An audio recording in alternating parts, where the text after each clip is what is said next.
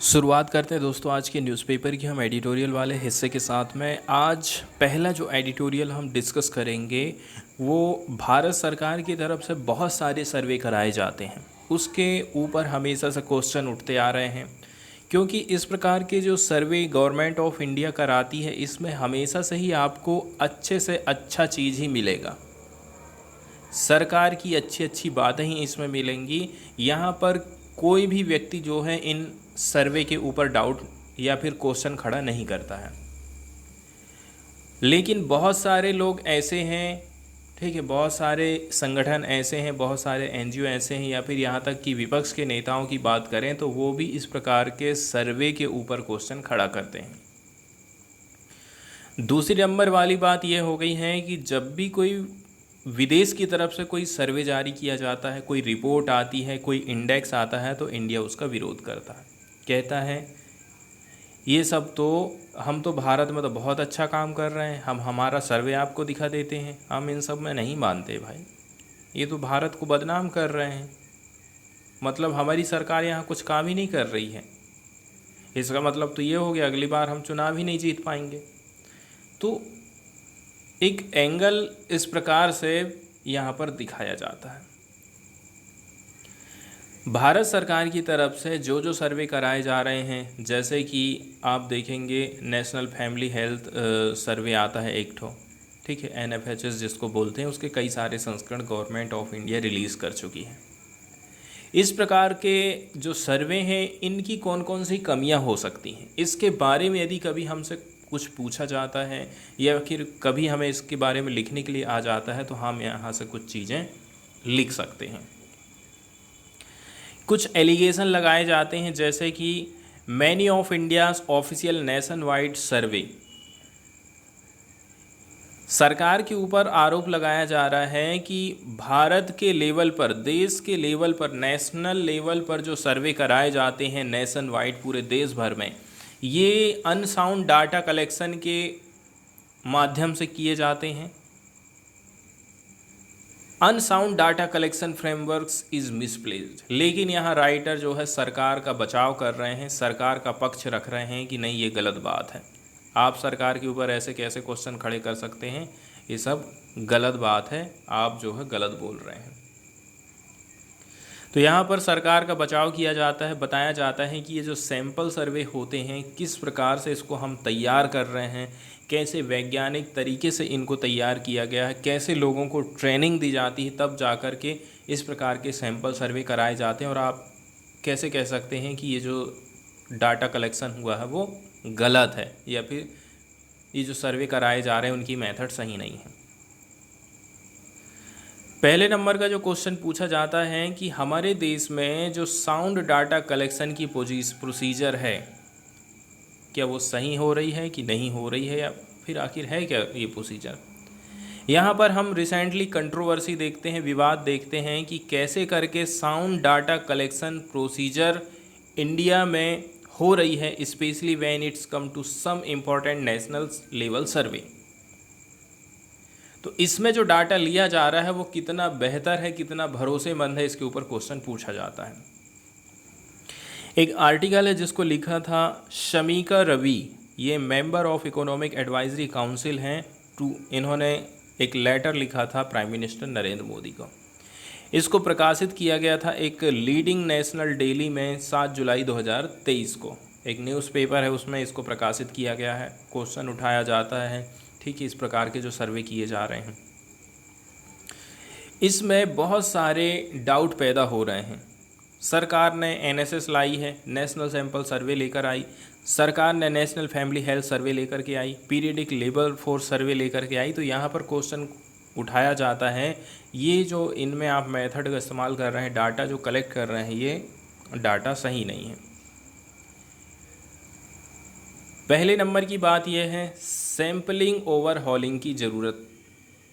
किस चीज़ की ज़रूरत है, ये जो सैंपल आपने लिए हैं उसमें ओवरहॉल, उसमें तेल, उसमें ऑयल ग्रीस की ज़रूरत है, उसमें मेंटेनेंस की ज़रूरत है। राइटर सजेस्ट करते हैं कि एक मेजर सैम्पलिंग ओवरहॉल की ज़रूरत है so that the survey estimates reflect the ground reality in the country. ऐसा यदि आप कर लेते हैं तो इसका मतलब ये है देश की जो ग्राउंड रियलिटी है उसको आप रिफ्लेक्ट कर रहे हैं, उसको रियल में आप उतार रहे हैं। इसके सपोर्ट में एक आर्गुमेंट दिया जाता है, ठीक, एक एग्जाम्पल दिया जाता है। The writer said that from 2011-12 से लेकर के 2019-21 टोटल जो है 11 सर्वे is listed in her article. उनकी आर्टिकल में पूरे के पूरे 11 सर्वे लिस्टेड किए गए थे। प्रत्येक सर्वे की बात करें, इसमें आप जो है NFHS 4 को छोड़ दीजिए जो कि 2015-16 में आया था। ये अंडर एस्टिमेट करता है proportion of the urban population और ओवर एस्टिमेट करता है रूरल पॉपुलेशन को सिग्निफिकेंटली। राइटर कहते हैं इसमें जितने भी जो सर्वे आए हैं, यदि आप NFHS 4 को छोड़ दोगे तो इसमें जो अर्बन पॉपुलेशन है उसकी संख्या कम बताई जा रही है। ठीक है, जाहिर सी बात है जब आप जो है शहरी जनसंख्या को कम बताएंगे, ठीक है, शहरी जनसंख्या को आप कम बता रहे हैं, इससे फ़ायदा सरकार को ये हो रहा है कि सरकार को पैसे खर्चा कम करने हैं।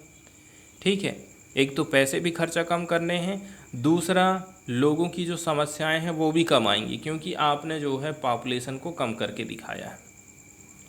वहीं आप दूसरा क्या काम कर रहे हैं, रूरल पॉपुलेशन को, ग्रामीण वाली जो जनसंख्या है उसको बढ़ा चढ़ा करके दिखा रहे हैं। ये यहाँ पर थोड़ी सी दिक्कत पैदा होती है इन सर्वे में। Consequently, the estimates from these surveys systematically undermines the improvements across the country। कुल मिलाकर के ये जो सर्वे हैं हमारे देश में जो इम्प्रूवमेंट आ रहा है पूरे अक्रॉस द कंट्री उसको अंडरमाइन करने का काम करते हैं। ये काफ़ी इम्पोर्टेंट हो जाता है कि हमें री एम्फेसाइज, मतलब हमें जोर देना चाहिए that all the surveys listed do adopt scientific sample design. Writer कहना है कि सरकार सर्वे को ऐसे ही रिलीज नहीं कर देती है, ये जो सर्वे हैं वैज्ञानिक सोच पर आधारित रहते हैं। However there can be no denying the fact that there is always a scope for improvement of the sample design. हाँ, ये चांस हमेशा से ही मौजूद रहता है कि जो सैंपल कलेक्ट किया जा रहा है उसमें कुछ संशोधन किया जा सके, मेथड में हमेशा से ही थोड़ा सुधार की गुंजाइश रहती है। इसके बाद राइटर कहते हैं ये जो सर्वे कराए जाते हैं इसमें जो भी डेलिब्रेशन है उन लोगों को क्या कहाँ पर बुलाया जाता है, मीटिंग में बुलाया जाता है, उनसे बातचीत करी जाती है, तब जा कर के इस प्रकार के सर्वे आयोजित कराए जाते हैं। अब इसके लिए सरकार ने कमेटी बना करके रखी है। ये जो कमेटीज़ होती हैं, ये जो संस्थाएं हैं, बॉडी हैं, हैव बीन चेयर्ड बाई और have had as their members some of the most eminent economist. Committee के सदस्य, कमेटी का मुखिया ऐसा ही कोई आलतू फालतू आदमी नहीं रहता है। यहाँ पर बड़े बड़े अर्थशास्त्री बैठते हैं, इकोनॉमिस्ट बैठते हैं, ठीक है, इनको सांख्यिकी का ज्ञान रहता है, स्टैटिस्टिशियन बैठते हैं, डेमोग्राफर्स बैठते हैं। डेमोग्राफर्स मतलब इंडिया के कोई कहीं से है, कोई कहीं से है, हर जगह से उठा उठा के यहाँ पर बिठाया जाता है। बाइस इन पॉपुलेशन एस्टिमेशन, दूसरा जो आरोप लगाया जाता है पॉपुलेशन के अंदाज़ा को लेकर के, तो राइटर इसका भी बचाव करते हैं। ठीक है, पहले नंबर की बात है अंडर एस्टिमेशन और over estimation of the population. अब एक इशू है कि अंडर एस्टिमेशन लगाया जा रहा है, मतलब पूर्व जो जनसंख्या है उसको कम आंका जा रहा है अर्बन पॉपुलेशन का, और जो ग्रामीण पॉपुलेशन है उसको बहुत ज़्यादा आंका जा रहा है इस सर्वे में। दूसरे नंबर की बात यह है not aimed at estimating the number of house hold और पॉपुलेशन। लेकिन आप देखेंगे ये कोई इम्पोर्टेंट चीज़, ये काफ़ी इम्पोर्टेंट चीज़ हो जाता है। हमको ये याद रखना कि ये जो सैंपल डिज़ाइन किए गए हैं NSS वाले या फिर PLFS वाले, इनका ये उद्देश्य नहीं है कि हम एस्टिमेशन लगाएं नंबर ऑफ हाउस होल्ड और पॉपुलेशन को। तो राइटर कह रहे हैं कि आप तो कह रहे हो कि जनसंख्या का हम गलत अनुमान लगा रहे हैं, लेकिन राइटर का कहना है ये जो सर्वे तैयार किए गए हैं वो जनसंख्या का अनुमान लगाने के हिसाब से तैयार नहीं किए गए हैं, जबकि they are mean primarily to estimate the major socio economic indicator. इनको हमने इसलिए बनाए हैं कि जो सोशियो इकोनॉमिक इंडिकेटर है, सामाजिक क्या परिवर्तन आ रहा है उसको मापने के लिए हम इंडिकेटर यहाँ पर बनाए हैं। हम पॉपुलेशन को थोड़ी ना कैलकुलेट कर रहे हैं, ऐसा राइटर का कहना है। The estimates of number of house hold और पॉपुलेशन आर ऑक्सिलरी इन्फॉर्मेशन, जबकि कितने लोग रह रहे हैं, भारत में कितने घर हैं, ये जो इन्फॉर्मेशन यदि मांगी भी जा रही है, ले भी रहे हैं, तो ये कुल मिलाकर के हेल्प के लिए है, ऑक्सिलरी है।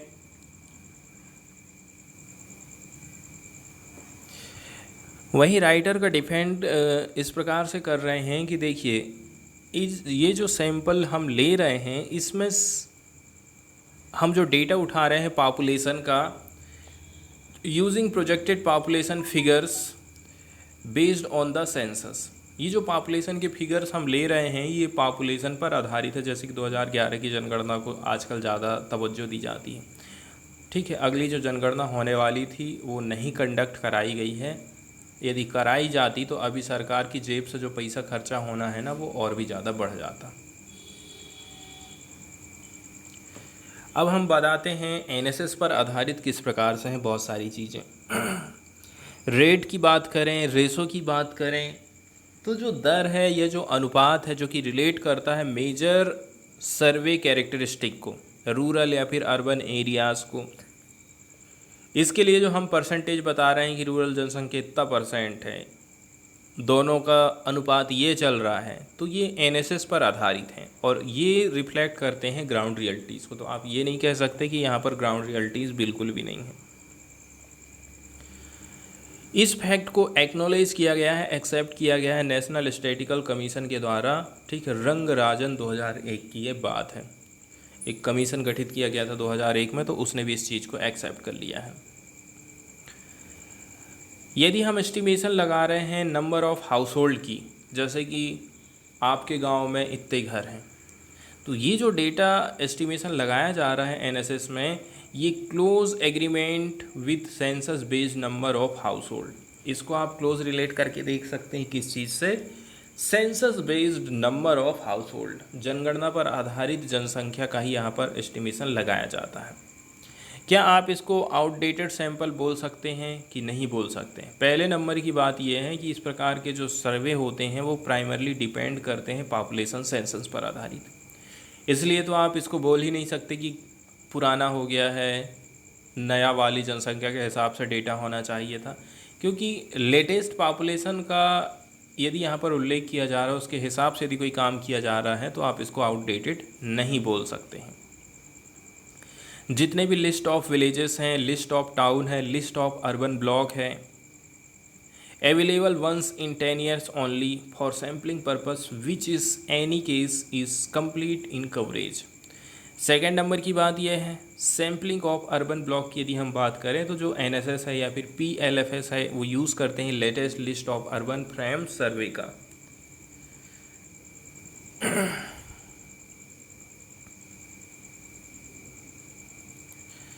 वहीं यदि हम देखें कि इस प्रकार के जो सर्वे होते हैं वो इंटरनेशनल पर भी जारी किए जाते हैं और उनमें भी कई सारी समस्याएं हैं। हालांकि सर्वेक्षण पद्धति ऐसे परिवारों को यथासंभव हद तक समान परिवारों द्वारा प्रतिस्थापित करने का प्रावधान करती है। रूम फॉर इम्प्रूवमेंट की बात करें, जैसे कि हम शुरू में ही चर्चा किए थे कि कोई भी सर्वे हो, कोई भी रिपोर्ट हो, कोई भी चीज़ हो, उसमें थोड़ी सी जगह रहती है कि उसमें कुछ ना कुछ सुधार की ज़रूरत है।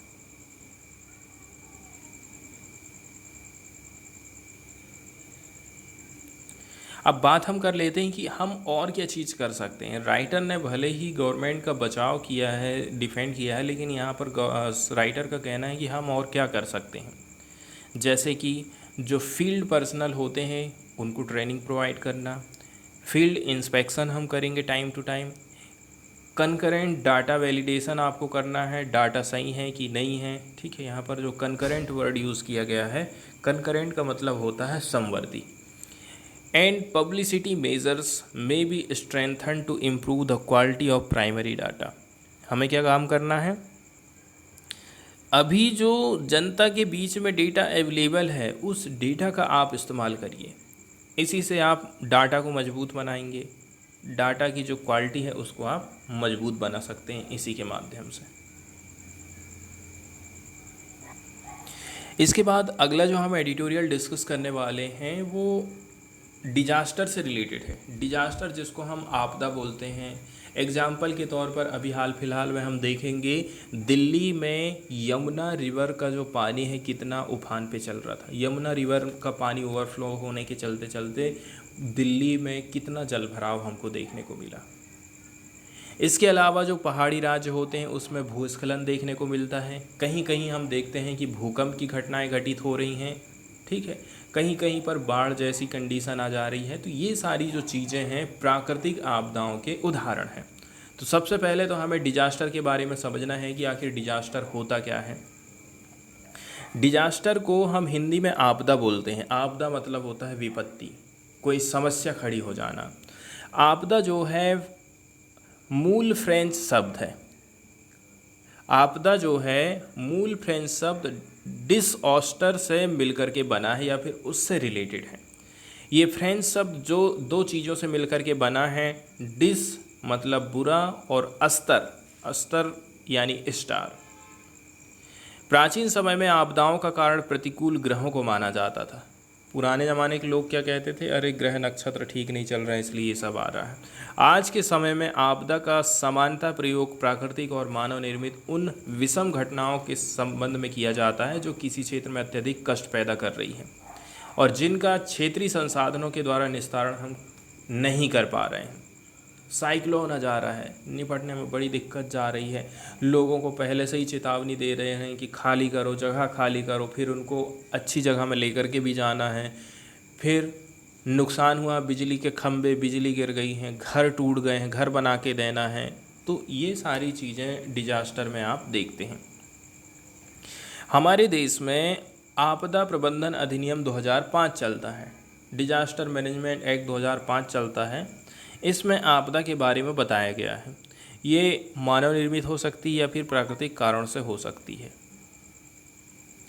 इससे ठीक है नुकसान पर्यावरण और प्राकृतिक नुकसान मतलब मानव जीवन को हो सकता है, जानवरों को हो सकता है, ठीक है, पेड़ पौधों को हो सकता है, पर्यावरण और प्रकृति को नुकसान होता है।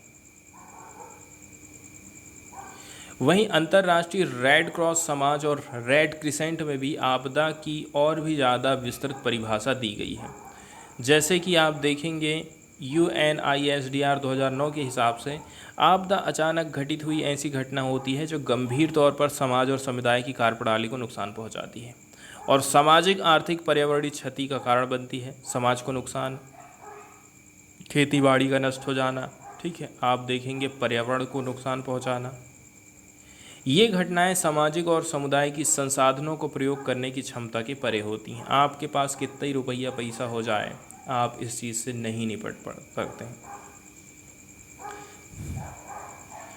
आपदा यदि कहीं पर आ रही है, डिजास्टर आ रही है, तो उसका क्या क्या असर पड़ सकता है, यहाँ पर ये सारी चीज़ें बताई। जैसे कि कहीं आई है तो संचार की व्यवस्था ठप हो गई, आना जाना लोगों का मुश्किल हो गया है, कानून एवं व्यवस्था की समस्याएं हैं, महामारी पैदा हो जाना, एक जगह से दूसरे जगह लोगों का पलायन करना, ये सारी चीज़ें डिजास्टर के चलते चलते हम देखते हैं। एक चीज़ हमें और ध्यान रखना है कि डिजास्टर से हमेशा नुकसान ही नुकसान नहीं होता है। डिजास्टर के चलते चलते आप देखेंगे बहुत सारे आपको फ़ायदे भी होंगे। जैसे कि कहीं पर नुकसान हुआ है तो और भी ज़्यादा कुछ बेहतर चीज़ें हम कर रहे हैं, वहाँ पर डेवलपमेंट होगा, इनोवेशन। कहीं पर आपदा आने वाली है तो वैज्ञानिक लोग थोड़े से सचेत हो जाते हैं, अपना दिमाग दौड़ाने लग जाते हैं कि क्या चीज़ की हम खोज करें जिससे आपदा को रोक सके, तो इनोवेशन को बढ़ावा मिलता है। शेयरिंग होती है, अवेयरनेस, ठीक है, जागरूकता लोगों में फैलाई जाती है, थोड़ी सी आप लोगों को भी जानकारी हो जाती है कि कैसे बचना है, क्यों आ रही है ये सारी चीज़ें। सेल्फ सुफिशेंसी, आत्मनिर्भरता, जब आपदा आएगी तो कोई आपको बचाने के लिए नहीं आएगा, आपको खुद ही बचना है, आपको तैरते आना चाहिए, ठीक है, आपको दौड़ना भागना सब कुछ आना चाहिए। ट्रांसफॉर्मेशन भी कुछ होता है, हो सकता है आपदा के आने से वहाँ भूमि एक नया स्वरूप ले ले, नई चीज़ का वहाँ पर जन्म हो जाए। एजुकेशन एंड रेजिलेंस, ये इसके फायदे बताए जाते हैं।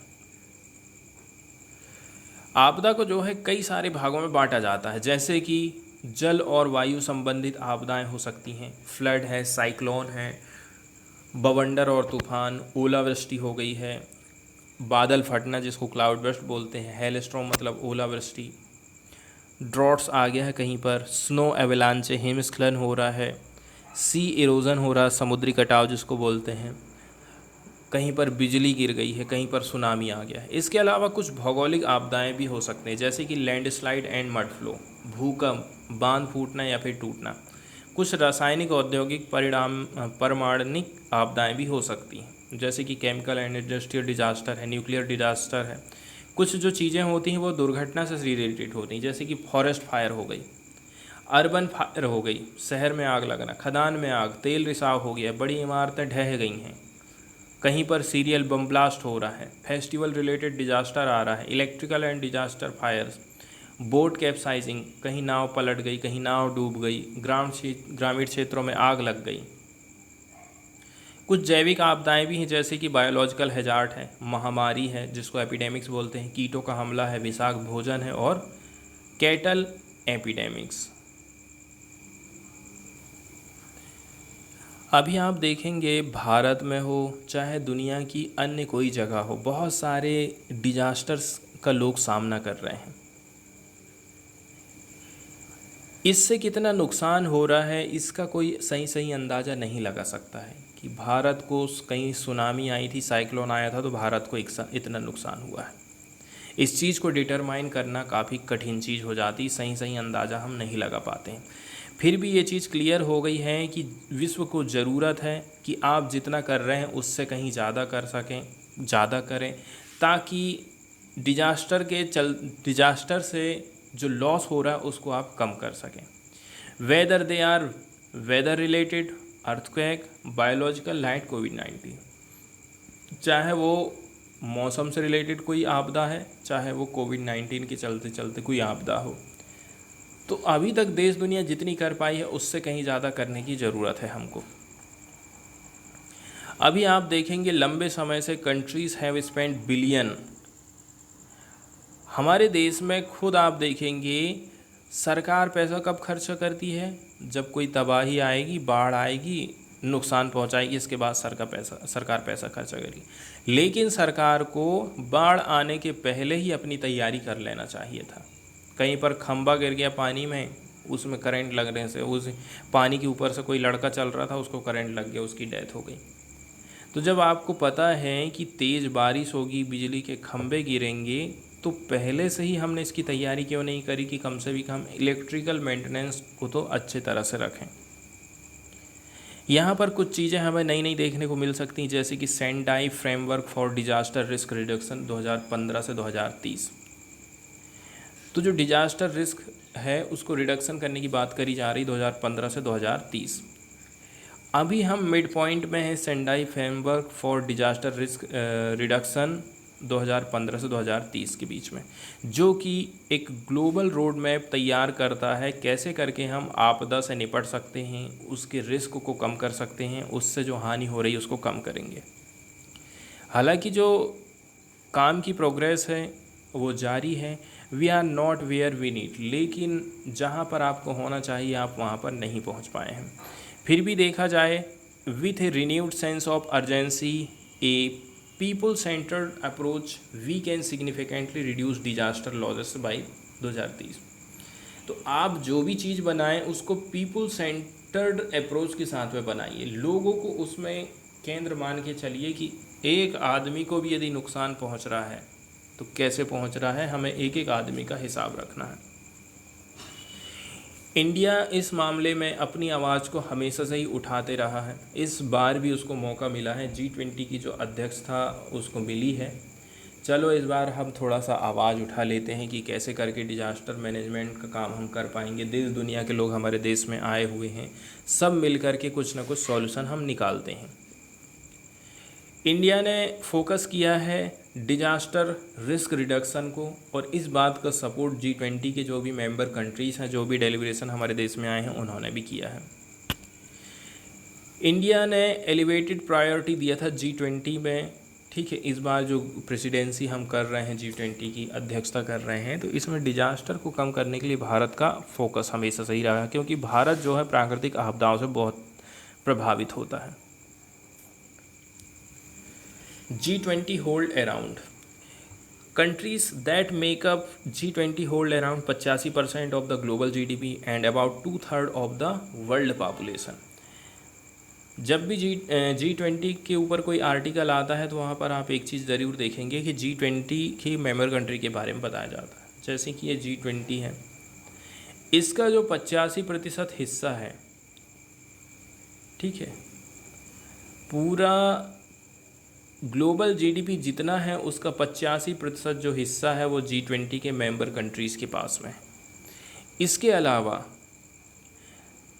ये पूरी पृथ्वी में जितनी भी जनसंख्या रह रही है उसका 2/3 हिस्सा, ठीक है, उसका जो 2/3 हिस्सा है वो G20 की मेंबर कंट्रीज़ के पास रहता है। एग्जाम्पल के तौर पर आप यदि बात करें, जैसे कि भारत में पूरी दुनिया में 90 लोग रह रहे हैं, ठीक है, इसका 2/3 हिस्सा हमने निकाले, ये आ गया आपका 3 तिया 9 30, 30 दूनी 60, 90 में से 60 लोग कहाँ रह रहे हैं? G20 के ग्रुप में निवास कर रहे हैं। इसका मतलब ये हो गया। Disaster risk inform decision making, disaster risk inform decision making, disaster जब भी आ रही है तो डिजास्टर रिस्क का इन्फॉर्मेशन मिलना चाहिए। Human vulnerability to disaster is strongly linked to economic decision. आप देखेंगे कि इंसान जो है कितना ज़्यादा प्रभावित होता है डिजास्टर से। इकोनॉमिक से रिलेटेड डिसीजन हमको लेने पड़ जाते हैं। G20 इज़ यूनिक, किधर चला गया? G20 is a unique position to chart a new path of disaster risk informed decision making। तो G20 कुल मिलाकर के हमें एक रास्ता दिखा सकता है जो कि रिस्क इन्फॉर्म डिसीजन मेकिंग होने वाला है। Potential impact of economic decision, economic decision जो लिए जा रहे हैं उसका क्या पोटेंशियल इम्पैक्ट पड़ सकता है। यहाँ पर हमें जो है लोगों की जानें बचाना, लोगों को प्रोटेक्ट करना and grow there economies in the face of increasing and interconnected risk. Interconnected risk है लेकिन फिर भी हमें जो है लोगों को ऊपर उठाना है। इसके अलावा G20 में अभी जो कुछ भी बातचीत चल रही है ये सेंदाई फ्रेमवर्क की मध्य अवधि समीक्षा पर संयुक्त राष्ट्र महासभा की मई 2023 की राजनीतिक घोषणा की कार्रवाई के आह्वान के सीधे समर्थन में है। एक तरफ तो हमने सेंडाई फ्रेमवर्क किए हैं, दूसरा यूनाइटेड नेशंस की जो संयुक्त राष्ट्र की महासभा है, ठीक है, इसकी जो मई 2023 की राजनीतिक घोषणा रही थी उससे भी ये एकदम मेल जोल खाता है। हम दो तरीके से निपटने की कोशिश कर रहे हैं आपदाओं से। यहाँ पर हमें जिन चीज़ों पर ध्यान देना है वो कौन कौन सी चीज़ें हैं, इसके लिए हमें चेतावनी प्रणाली अच्छी करनी है। हमारा जो इंफ्रास्ट्रक्चर है वो फ्लेक्सिबल होना चाहिए। आपदा जोखिम में कमी के लिए वित्त पोषण से संबंधित है। और सबसे बड़ी बात ये है, यदि कहीं पर डिजास्टर आया है तो जाहिर सी बात है सरकार को अपनी जेब से पैसे खर्चा करने पड़ेंगे। तो यह डिजास्टर से रिलेटेड पैसा आएगा कहाँ पर, कैसे करके इससे हम निपट सकते हैं। हमारे देश में अर्ली वार्निंग सिस्टम की ज़रूरत है ताकि यदि कहीं पर सुनामी आने वाला, कहीं पर साइक्लोन आने वाला है तो हम पहले से ही लोगों को वहाँ से हटा दें, उनकी व्यवस्था कर दें। जैसे कि आप देखेंगे बिपरजॉय साइक्लोन के टाइम में इंडिया ने बहुत अच्छे तरीके से काम किया था। आपको यहाँ पर 0 डेथ्स मिलने वाली हैं इस इवेंट के चलते चलते। एंड टू एंड हमने अर्ली वार्निंग सिस्टम का इस्तेमाल किया था, सही समय पर सही कदम उठा लिए गए थे, जिसके चलते चलते इससे जो नुकसान हुआ है उसको हम बहुत ही कम कर पाए हैं। Use global capacity for forecasting to meet local need. आपके गांव में कोई आपदा आ सकती है, इस चीज़ का अनुमान भारत सरकार कैसे करके लगा सकती है, और इसके लिए वो इंटरनेशनल लेवल पर जो चीज़ें बनाई गई हैं, सैटेलाइट बनाए गए हैं, सैटेलाइट इमेजरी जारी करी गई हैं, उनका वो इस्तेमाल करे।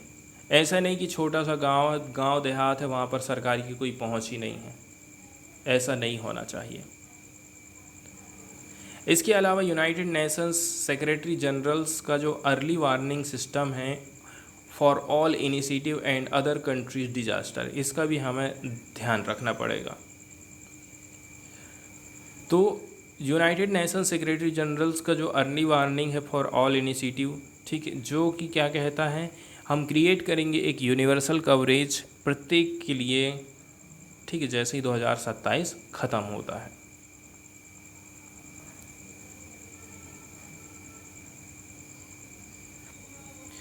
मूल्यांकन की यदि हम बात करें, समरी की बात करें, तो देखिए हमारे देश का इंफ्रास्ट्रक्चर जितना ज़्यादा मजबूत रहेगा उतना ही ज़्यादा हम ये कह सकते हैं कि हम लोग सेफ रहेंगे।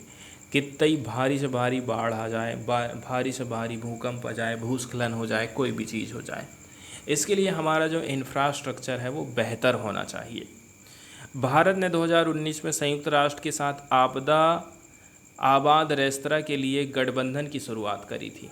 यूनाइटेड नेशंस में भी सरकार ने कुछ पहल किया है, यहाँ पर उन्होंने उसके साथ में गठबंधन किया है, साथ में मिलकर के काम किया है, ताकि हमारे देश के जो पिछड़े ज़िले हैं, यहाँ पर इन ज़िलों में हम कुछ चीज़ खोल सकें, वहाँ उनके माध्यम से हम इन ज़िलों में आपदा से निपट सकें। इसके बाद वित्त पोषण को लेकर के बात करी जाती है, तो जाहिर सी बात है, ठीक है, कि वित्त पोषण की यदि कमी है, सरकार पैसा यदि खर्चा नहीं करेगी डिजास्टर मैनेजमेंट के ऊपर, तो आप कभी भी डिजास्टर से निपट नहीं पाएंगे, बल्कि उससे ज़्यादा कहीं आपको पैसे खर्चा करना पड़ जाएगा। इंडोनेशिया और भारत जैसे G20 देशों ने आपदा जोखिम में कमी के लिए उपराष्ट्रीय और स्थानीय लेवल पर संसाधन आवंटित करने के लिए जोखिम मैट्रिक्स का यूज़ किया गया है। ये क्या चीज़ है, ऐसा क्यों किया है सरकार ने, ऐसा करने से क्या फ़ायदा होगा, इन क्वेश्चनों का भी हल यहाँ हमें खोजना पड़ेगा। अगले जो G20 अध्यक्ष हैं उनकी भी ये जिम्मेदारी है कि जिस प्रकार से मुद्दा उठाया जा रहा, भारत के द्वारा प्रयास किए जा रहे हैं अन कंट्रीज़ के द्वारा, वो आने वाली जो अध्यक्षता है G20 की, जैसे कि ब्राज़ील में होने वाली है, तो ब्राज़ील भी इन मुद्दों को उठाएगा, ये तभी सफल माना जाएगा। इसके बाद हम सीधे चलते हैं, ठीक है, आम आदमी पार्टी के जो लीडर हैं, MLA हैं, उनको सस्पेंड कर दिया गया है इस बार के सेशन से, ठीक है। तो कैसे करके किसी MLA का मेंबर ऑफ लेजिस्लेटिव असेंबली, मतलब यदि आप सांसद के पद पर हैं और आपको सांसद के पद से लोकसभा का जो अध्यक्ष है या फिर राज्यसभा का जो सभापति है, वो कैसे करके आपको सस्पेंड कर दे रहा है, सस्पेंशन ऑर्डर जारी कर दे रहा है, वो क्या संभव है, कैसे करके होता है, संविधान में इसका कहाँ उल्लेख किया जाता है। तो जो MLAs were suspended for misbehaviour in the assembly, यदि आप संसद में अपने व्यवहार के ऊपर कंट्रोल नहीं रख पा रहे हैं तो आपको सस्पेंड किया जा सकता है। Pertaining to disclosure of data regarding OBC, pertaining to disclosure of data regarding OBCs. The challenges to suspension relies mainly on the ground denial of the principle of natural justice. Normally जो natural justice होता है उसके हिसाब से आप काम नहीं कर रहे हैं। Violation of laid down procedure, जो प्रोसीजर जिस हिसाब से चलती है आप कार्यवाही को नहीं चलने दे रहे हैं, उसको बार बार बाधित कर रहे हैं, तो इसके लिए भी आपको सस्पेंड किया जा सकता है। एग्जाम्पल के तौर पर आप देखेंगे, ये जो 12 MLA थे, have said they were not given an opportunity to present their case and that suspension violated their fundamental right to equality before law under article 14 of the constitution. आज से कुछ समय पहले आप देखेंगे 12 MLA को सस्पेंड कर दिया गया था एक साथ में। उनका कहना था आपने हमें टाइम तक नहीं दिए, हमारी बात तक आपने नहीं रखनी दी और हमको कैसे करके आपने सस्पेंड कर दिए। आर्टिकल 14 कहता है कॉन्स्टिट्यूशन का कि सबको सबकी बात सुनने का उनको अधिकार है, मौलिक अधिकार है।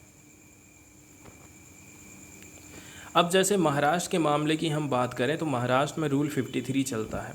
उसमें ये बताया गया है कि स्पीकर में direct any member who refuses to obey his decision और whose conduct is in his opinion grossly disorderly to withdraw immediately from the assembly.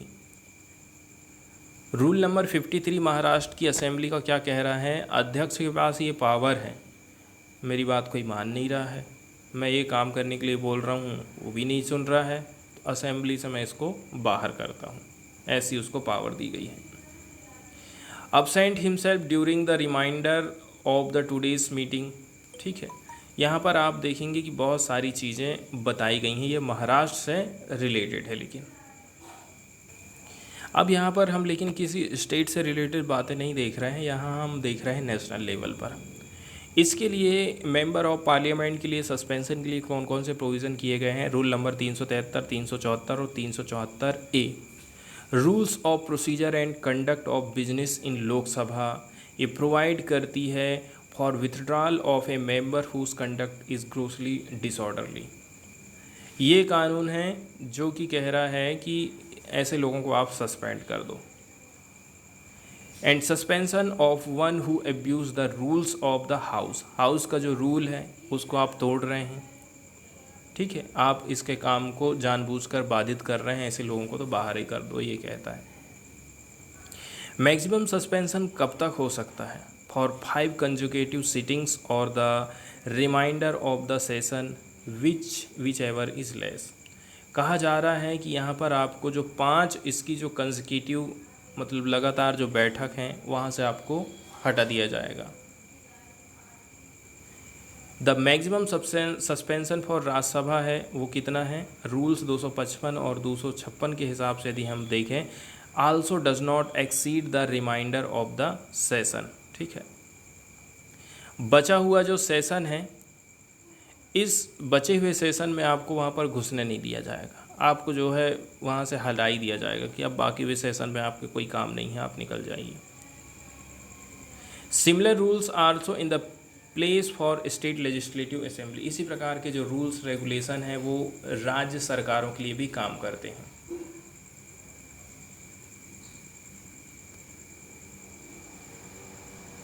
वहीं यदि हम न्यूज़ की बात करें तो आम आदमी पार्टी के जो लीडर हैं उनको सस्पेंड कर दिया गया है, पूरा का पूरा सेशन में अब ये नहीं बैठ पाएंगे। आम आदमी पार्टी के जो लीडर हैं राज्यसभा मेंबर रहे हैं ये, and floor leader Sanjay Singh को सस्पेंड कर दिया गया है बाकी के मानसून सेशन के लिए मंडे के दिन में। The action was taken after Mr. Singh walked up to Chairman Jagdeep Dhankar seeking to draw his attention toward the protesting opposition MPs who were demanding a statement by Prime Minister Narendra Modi on the Manipur situation. इनकी गलती बस इतनी सी थी कि ये चले गए जगदीप धनखड़ के पास में, जो कि राज्यसभा के क्या है उस टाइम में हेड होते हैं। इनके पास में चले गए, उन्होंने बोला कि देखो मणिपुर की सिचुएशन में प्रधानमंत्री ने क्या बोला है उसके बारे में थोड़ा सा ध्यान आकर्षित करिए, उसके बारे में थोड़ा सा चर्चा होना चाहिए। तो इतनी सी बात के लिए इनको जो है सस्पेंड कर दिया गया है जगदीप धनखड़ के द्वारा।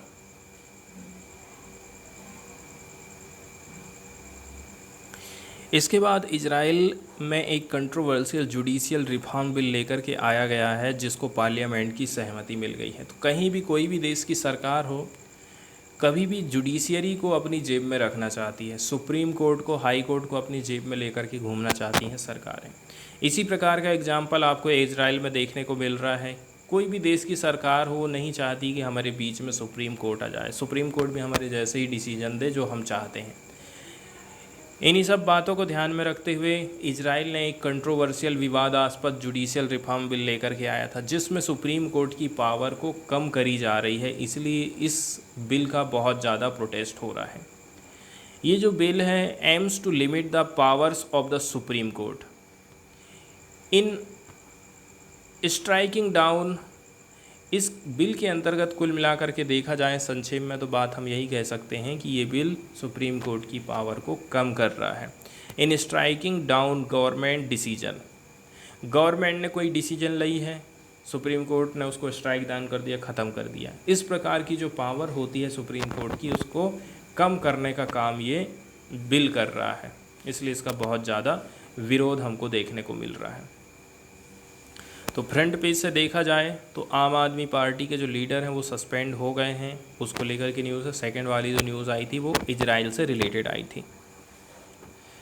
इसके बाद फिर ज्ञानवापी मस्जिद से रिलेटेड जो सुनवाई है वो चल रही है। अब देखते हैं कि क्या इसका डिसीजन आता है। अभी तो सुप्रीम कोर्ट की तरफ से स्टे लगा दिया गया है एएसआई के साइंटिफिक सर्वे को।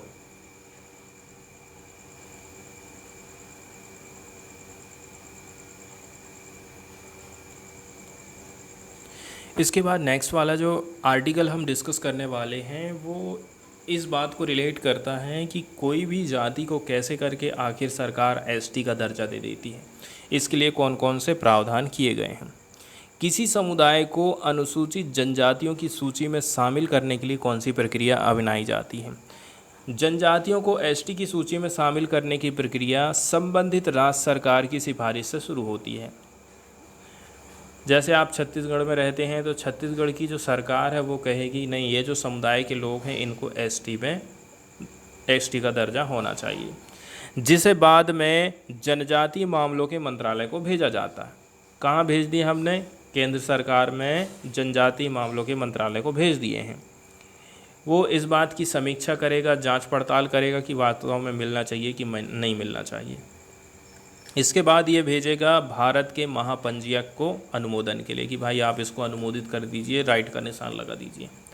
इसके बाद अंतिम निर्णय के लिए कैबिनेट को सूची भेजे जाने से पहले राष्ट्रीय अनुसूचित जनजाति आयोग की मंजूरी मिलती है। महापंजीयक के पास चला गया है आपका लेटर। इसके बाद ये लेटर कहाँ जाता है? इसके बाद जाता है एसटी आयोग के पास में। एसटी आयोग में फिर जाता है अंतिम निर्णय के लिए कैबिनेट ने यदि अप्रूवल दे दिया है तो समझ लीजिए आपका जो समुदाय है वो एसटी में चले जाएगा।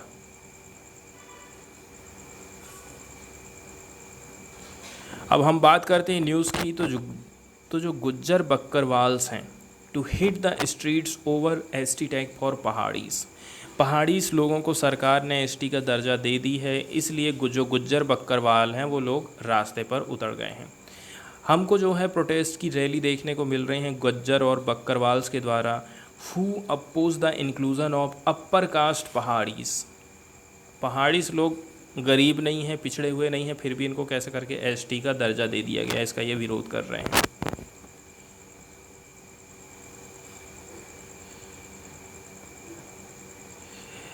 They have threatened to hit the street along with their cattle if the center fails to withdraw the bill introduced in the parliament.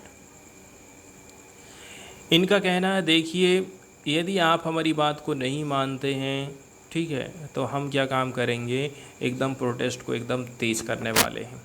Our struggle is to safeguard the constitution. हम प्रदर्शन इसलिए कर रहे हैं ताकि हम संविधान को बचा सकें।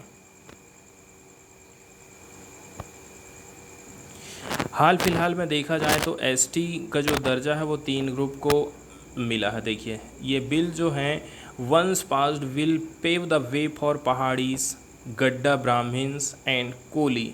ये जो है एसटी की जाति में आ जाएंगे यूनियन टेरिटरी में। The centre also intend to include Valmikis in the SC. Valmiki लोगों को सरकार किस लिस्ट में रखेगी? एससी लिस्ट में रखेगी। The talk with Amit Shah have been held. We will not allow inclusion of Pahadis and Brahmins in the ST। ऐसा चौधरी का कहना है।